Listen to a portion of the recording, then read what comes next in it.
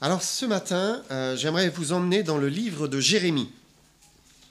Alors Jérémie, c'est un prophète extraordinaire par sa capacité à se relever et à persévérer malgré l'opposition et malgré la persécution. Tellement il a été rejeté, il a eu un ministère vraiment difficile parce qu'il était le porte-parole de Dieu au milieu d'un peuple qui était infidèle, qui était rebelle, qui rejetait Dieu. Et donc chaque fois qu'il ouvrait la bouche de la part de Dieu, eh bien c'est Dieu que l'on rejetait, et donc on rejetait Jérémie. Et donc il a beaucoup souffert, mais il a tenu bon, voilà, porté par l'Éternel, pendant un ministère de plus de 40 ans. 40 ans à prêcher. Il a vu plusieurs rois successifs à prêcher pour son Seigneur, parce qu'il lui obéissait. Et ce matin, eh bien, j'aimerais qu'on prenne une parole de Jérémie qu'il a prononcée à l'attention du peuple. Et on va lire ensemble Jérémie 17, versets 5 à 8. Il dit ici, « Ainsi parle l'Éternel. Maudit soit l'homme qui se confie dans l'homme, qui prend la chair pour appui et qui détourne son cœur de l'Éternel. Il est comme un misérable dans le désert, et il ne voit point arriver le bonheur. Il habite les lieux brûlés du désert, une terre salée, sans habitants. Béni soit l'homme qui se confie dans l'Éternel, et dont l'Éternel est l'espérance. Il est comme un arbre planté près des eaux, et qui étend ses racines vers le courant. Il n'aperçoit point la chaleur quand elle vient, et son feuillage reste vert. Dans l'année de la sécheresse, il n'a point de crainte, et il ne cesse de porter du fruit. » Donc Jérémie commence là, il dit « Ainsi parle l'Éternel ». Ce n'est pas Jérémie qui parle, c'est l'Éternel qui parle. Et Jérémie ne fait finalement que de redonner ce que le Seigneur lui dit. Il est un instrument de la voix de l'Éternel, de la parole de l'Éternel. C'est pour cela que l'on dit que la Bible est la parole de Dieu, parce que Dieu parle au travers de ce livre. C'est le souffle divin. Dieu s'est choisi des hommes et il les a remplis de l'esprit pour qu'ils communiquent sa parole, ce qu'il voulait nous dire, son message. C'est pour cela qu'on dit que la Bible, eh bien, c'est un message, une parole qui a une inspiration plénière et verbale. Il y a une inspiration de toute la Bible, et dans chaque mot, Dieu a choisi. Dans le texte original, ça ne veut pas dire qu'une version ne peut pas, eh bien, par-ci, par-là, affaiblir le texte, mais dans le texte original, eh bien, Dieu a donné véritablement cette inspiration. Il n'y a aucun autre livre où nous avons une parole comme cela, avec autant d'autorité. Ainsi parle l'Éternel. Vous pouvez regarder les livres religieux, les lire, et vous verrez qu'il n'y a pas cette autorité. Et il nous dit ici, maudit soit l'homme, béni soit l'homme. Donc il nous parle ici de deux voix possibles, il n'y en a pas 36, simplement deux voix, une voix qui est maudite, une voix qui est bénie. Alors verset 5, il dit, maudit soit l'homme qui se confie dans l'homme, qui prend la chair pour appui et qui détourne son cœur de l'Éternel. Donc la première voie, c'est la voie la plus commune, la plus naturelle, on peut dire, celle où l'homme va se confier dans l'homme.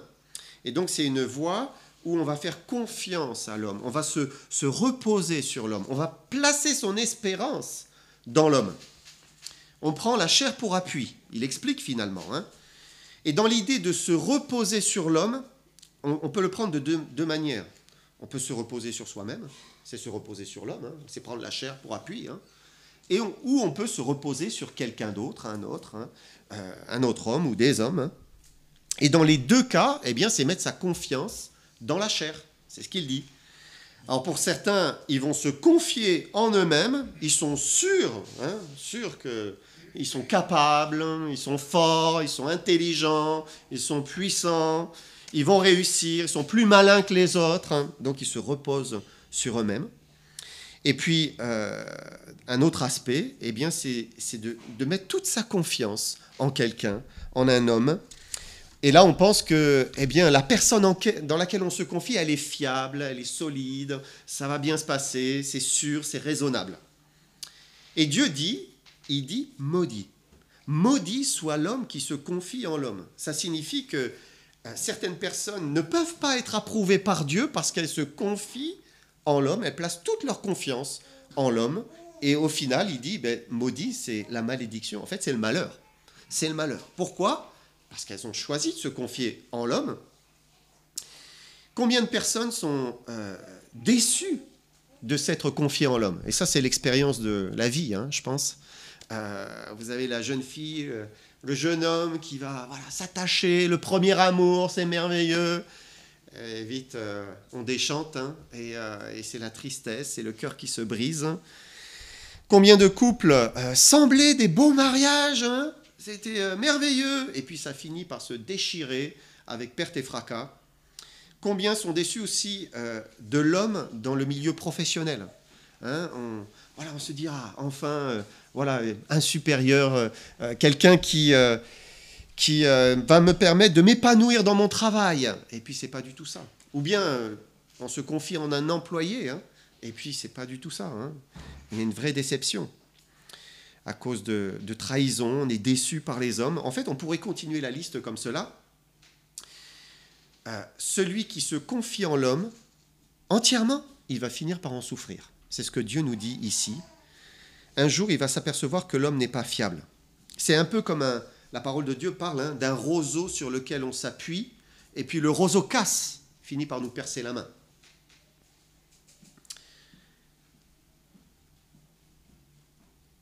Je pensais à Job. Vous vous souvenez de son histoire? Il est frappé de plein fouet par l'épreuve. Il est secoué dans l'épreuve. Et sa femme qui lui dit, mais maudit Dieu et meurt. Maudit Dieu et meurt. Heureusement, il ne place pas toute sa confiance en sa femme. Et il va continuer à se confier en l'Éternel, à s'attacher à l'Éternel. Et c'est un exemple pour nous. De l'autre côté, je pensais à Abigail. Vous vous souvenez, Abigail, femme de Nabal. Et David qui vient réclamer des victuailles pour ses guerriers. Et Nabal qui les rudoie, qui les rejette. Et il s'en est fallu de peu que les guerriers de David viennent trancher avec l'épée toute la famille d'Abigail. Et elle ne s'est pas confiée à 100% en l'homme, en son mari, là. Elle s'est confiée en Dieu d'abord. Et c'est ce qui lui a fait sauver sa famille. Parce qu'elle a amené de la nourriture aux guerriers de David et à David. Et puis, elle a demandé pardon de leur attitude. Maudit soit l'homme qui se confie en l'homme, qui prend la chair pour appui et qui détourne son cœur de l'Éternel. Et ça ne veut pas dire qu'on ne puisse pas s'appuyer sur personne. C'est impossible de faire confiance à aucun homme. C'est pas ça. C'est pas ce que Dieu veut dire. Il ne faut pas croire qu'il n'y a personne qui soit fiable, constant, fidèle, et finalement on pourrait faire confiance à personne. C'est pas ce que Dieu dit. Mais ce qu'il dit, c'est que le malheur, il est pour celui qui s'appuie sur l'homme et qui détourne son cœur de l'Éternel. C'est-à-dire, il place toute sa confiance entièrement, seulement en l'homme, au lieu de se confier d'abord en Dieu, s'appuyer d'abord sur Dieu. Verset 6, il dit que celui qui se confie en l'homme, il est comme un misérable dans le désert. Il ne voit point arriver le bonheur. Il habite les lieux brûlés du désert, une terre salée et sans habitants. C'est un misérable dans le désert. Vous imaginez le désert, qu'est-ce que c'est le désert? Certains l'ont bien connu, ils ont fait des excursions dans le désert.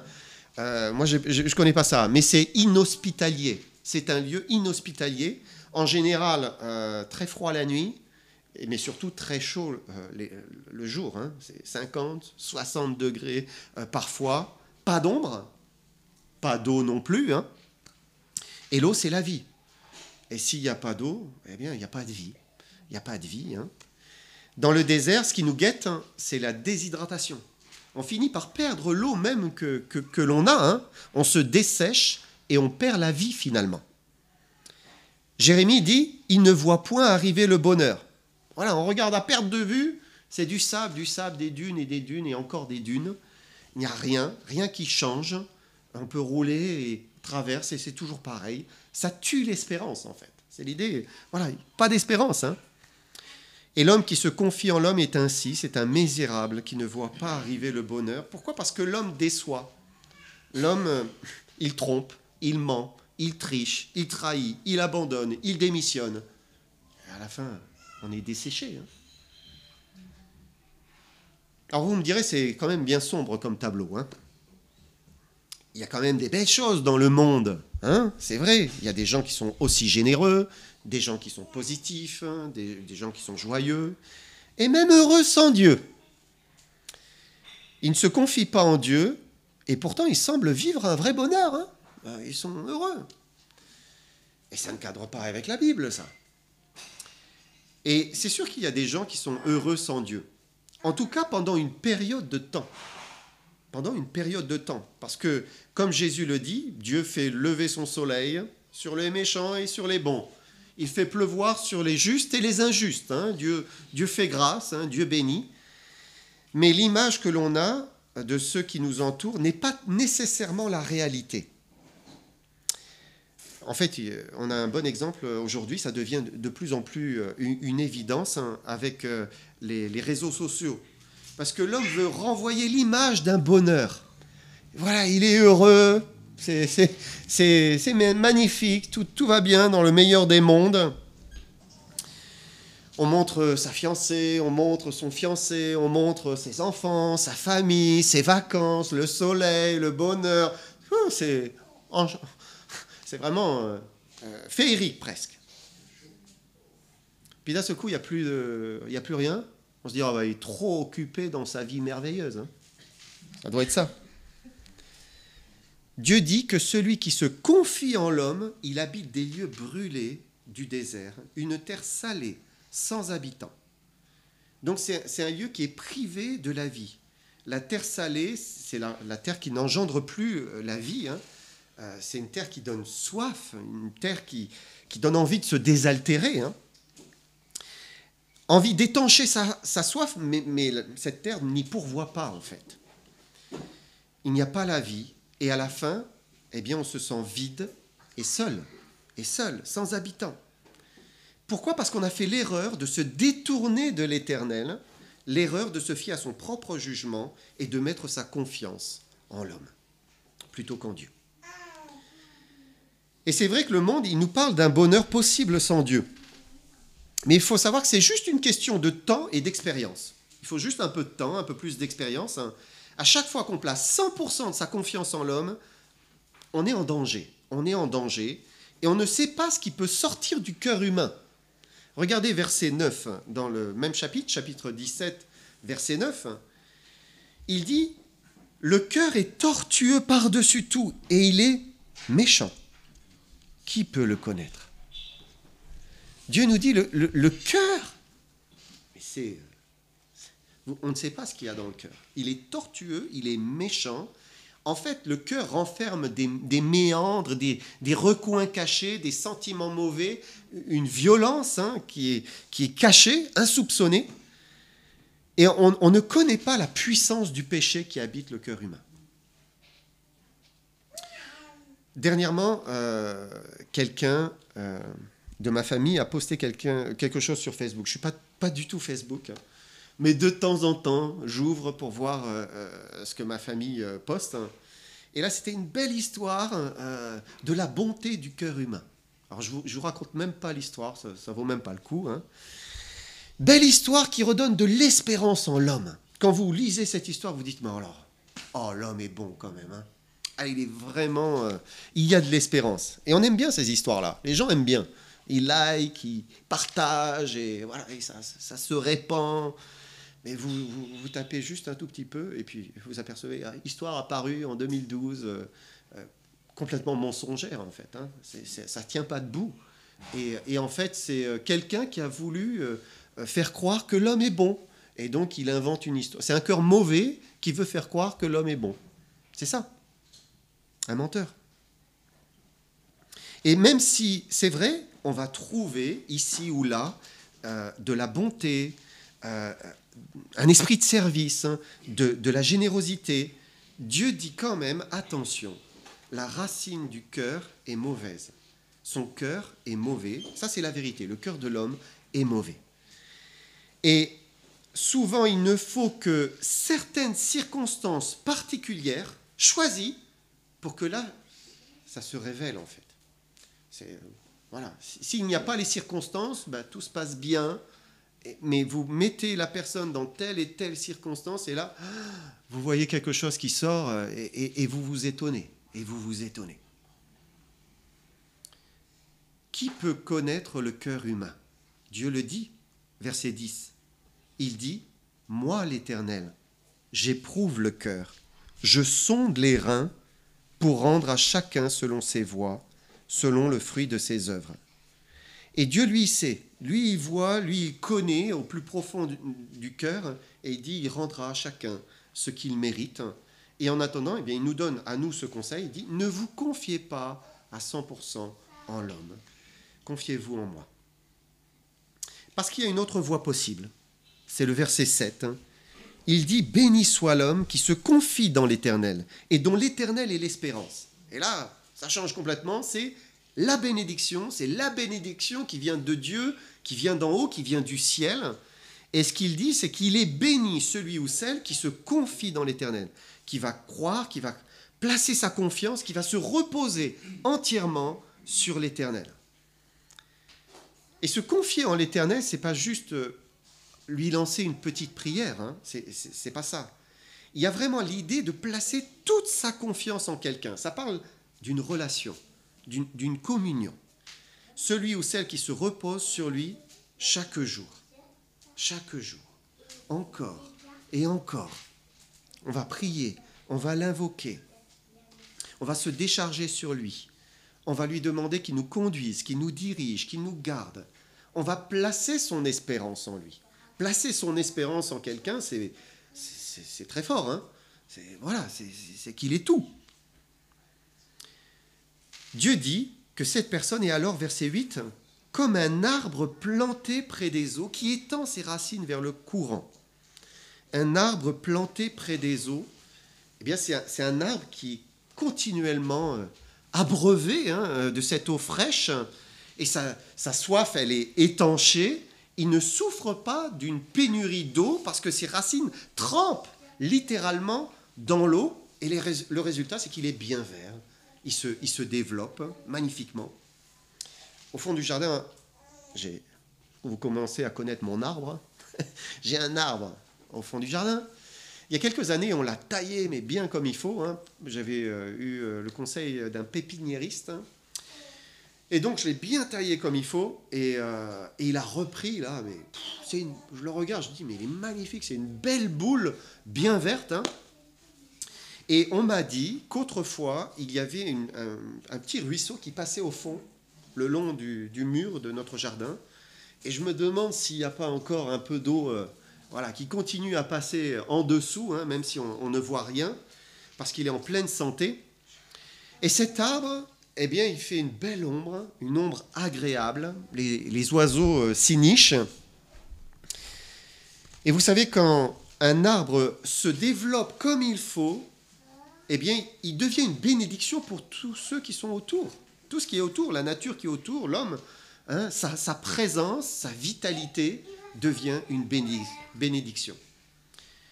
Et on peut faire le parallèle avec celui qui se confie en l'Éternel et dont l'Éternel est l'espérance. Parce qu'un croyant qui se développe auprès du courant d'eau, eh bien, il devient une bénédiction pour les autres. Il va faire du bien aux autres. Il est au bénéfice de l'eau qu'il abreuve et il bénit ceux qui l'entourent.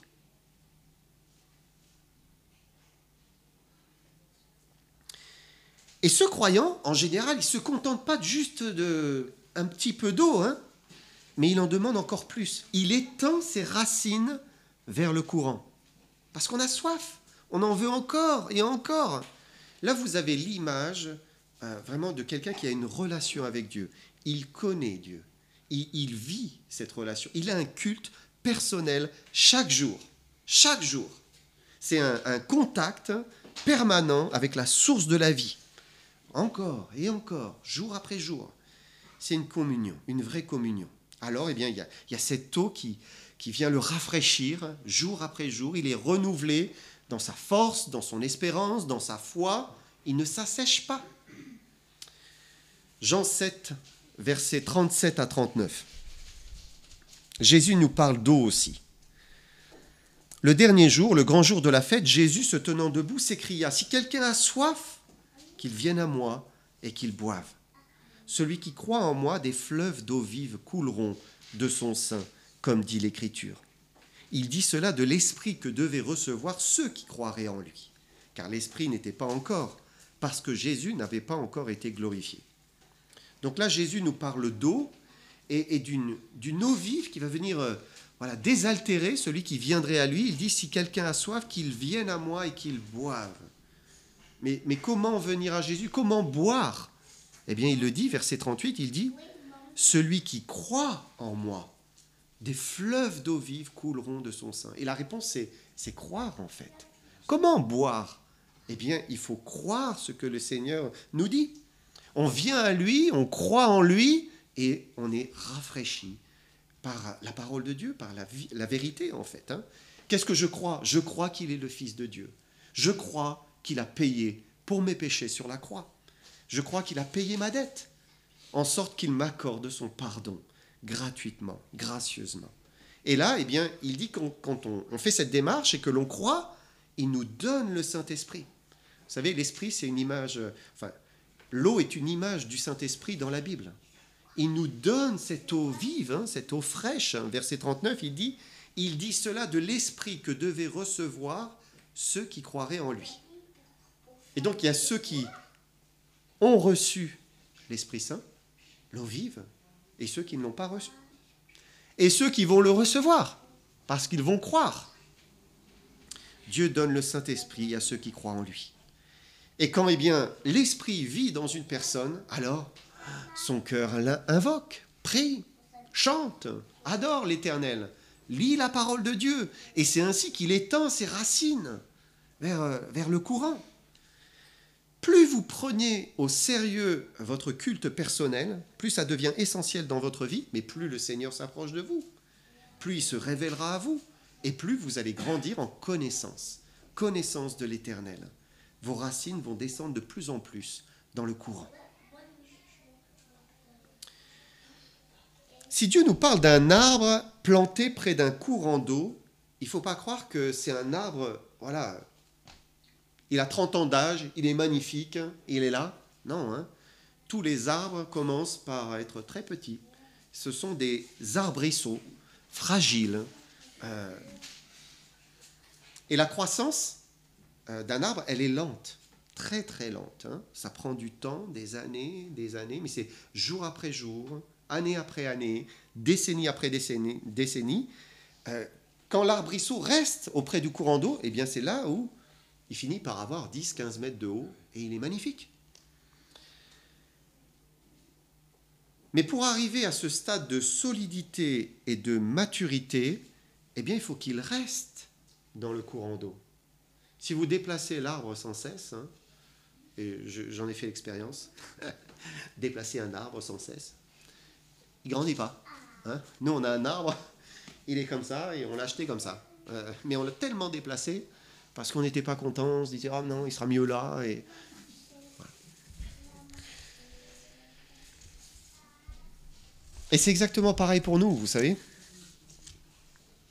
Pour croître régulièrement, sûrement, il faut prendre cette habitude de se confier en l'Éternel. Jour après jour, on le cherche, on l'écoute, on lit sa parole, on profite de la communion fraternelle, on recommence, ça ne cesse pas, encore et encore. Et alors, nos racines descendent vers le courant, et alors, on devient un arbre qui va faire de l'ombre, qui va faire du bien à ceux qui sont autour de nous. Dieu dit, il n'aperçoit point la chaleur quand elle vient, son feuillage reste vert. Et cette chaleur, c'est d'abord la chaleur du jour, chaque jour, la chaleur, et on pourrait y voir les difficultés du quotidien. Chaque jour, le soleil se lève, mais cet arbre-là, il ne ressent pas la chaleur du jour, il reste vert. Combien sont fatigués par les tâches quotidiennes, fatigués par le train-train de la vie, fatigués par les soucis, les tracas, et leur arbre n'est plus vert en fait, il est sec, il jaunit, il commence à se dessécher à cause de la chaleur de la vie, simplement la chaleur de la vie. Il n'en est pas ainsi de celui qui se confie en l'Éternel, c'est ce qu'il nous dit ici. Lui, il reste vert, parce que chaque matin, il va puiser l'eau dont il a besoin. Et donc, du coup, voilà, il reste vert. Il reste. Et puis, quand vient une grosse épreuve, parce que parfois, il y a la grosse épreuve, hein, où là, on est... Voilà, c'est vraiment difficile. Qu'est-ce que Dieu dit? Dans l'année de la sécheresse, il n'a point de crainte. Il ne cesse de porter du fruit. Encore. Et même s'il y a la sécheresse qui vient frapper le pays, frapper notre vie, cet arbre, il s'est tellement développé magnifiquement, il a tellement bu d'eau fraîche pendant des années et des années, il peut surmonter la sécheresse. Hein? Ses racines, elles se sont tellement étendues, elles sont tellement profondes, qu'elles arrivent à puiser encore de la fraîcheur, même quand il y a la sécheresse. Alors, eh bien, il ne cesse pas de porter du fruit, même dans l'année de la sécheresse. Et ça, c'est quelque chose que l'on voit dans un chrétien qui est enraciné, vraiment profondément enraciné. Hein. C'est la sécheresse, c'est l'épreuve, et il continue à... Voilà. Il y a encore du fruit qui vient, et qui vient encore, et qui vient faire du bien. C'est merveilleux. On est allé visiter notre doyenne. Certains, je sais, sont allés visiter Viviane. Donc, après cet infarctus, elle est très affaiblie, hein, elle était vraiment très affaiblie. Elle va, je trouve, beaucoup mieux, hein, mais bon, elle n'arrive pas toujours à trouver les bons mots pour exprimer ce qui se bouscule dans sa pensée. Hein. Parfois, ça semble un peu confus, hein, mais ses racines se sont tellement abreuvées au courant de la parole de Dieu. Hein. Elle a, voilà, pendant des décennies, et des décennies, vraiment, elle a lu, chanté des cantiques. Alors on la sent ancrée, toujours résolue dans le Seigneur. C'est magnifique. Puis soudain, il y a les paroles d'un cantique qui montent spontanément, elle se met à chanter. Oh, merveilleux. On prie Viviane. Hop, c'est la première à se jeter à l'eau et à répandre son cœur devant le Seigneur. Et puis elle nous raconte. Hein, les infirmières, elles viennent, mais moi je leur dis, hein, Jésus est la vérité. Hein. Et les infirmières, au départ... et puis après, oui, madame, oui. Et c'est incroyable de voir tant d'assurance, tant de certitude dans une petite femme si frêle, si fragile. Mais parce qu'elle a été abreuvée. Hein. Et là, dans l'année de la sécheresse, elle continue, elle porte des fruits. Hein. Je suis sûr que les infirmières, elles sont secouées, parce qu'elle sait aussi dire ce qu'elle croit, hein, et elle continue à le dire. Et il y a deux voies possibles, deux voies. La voie de la confiance en l'homme en se détournant de l'Éternel, c'est une voie qui mène au désert. C'est la voie qui mène à la sécheresse, à la déception, à la solitude. C'est la voie de la malédiction. Et puis il y a la voie de la confiance en Dieu. Ça, c'est la voie de la bénédiction. La voie qui mène à l'eau vive, à la stabilité, à un rafraîchissement continuel malgré la dureté de la vie, malgré la sécheresse. Mais il y a ce fruit qui vient encore. Alors, eh bien, c'est Dieu qui nous dit ce matin, béni soit l'homme qui se confie en l'Éternel et dont l'Éternel est l'espérance. Donc c'est comme s'il nous dit, mais confiez-vous en moi. N'arrêtez pas. Que le Seigneur vous bénisse.